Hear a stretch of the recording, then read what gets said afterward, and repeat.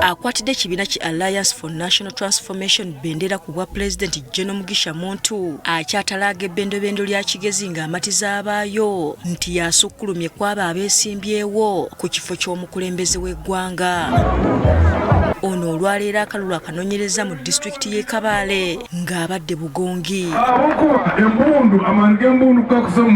Muntu asinzidde eno n'abakalatira obutaddamu kukombya kibiina ki NRM akalulu olw'ebikolobero bye batuuseeko mu bbanga ly'emyaka 4 gye kimaze mu buyinza. So the people in the West need to wake up that fact that General Museveni, whatever wrongs he's doing against other people, even including the people from the West, but people never see that.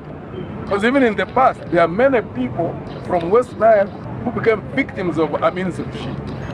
There are many people in the North who became victims of Obote's regime.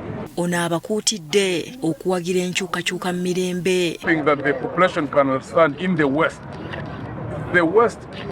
can easily become a key actor in a smooth change process. If the West recognize the key role it can play in regard to that, it can actually guide the country to get out of this, what could become a crisis.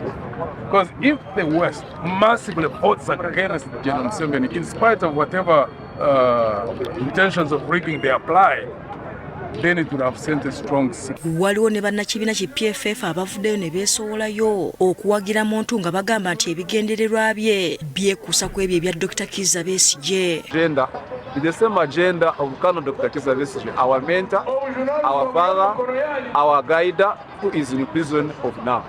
That is under General Museveni. For reasons that we don't know, of which we see is just fears basically doing paper and any other person. But now since basically in olunaku lw'enkya Muntu akalulu asuubirwa okukawenjeza mu disitulikiti y'e Kiruhura ne Kazo.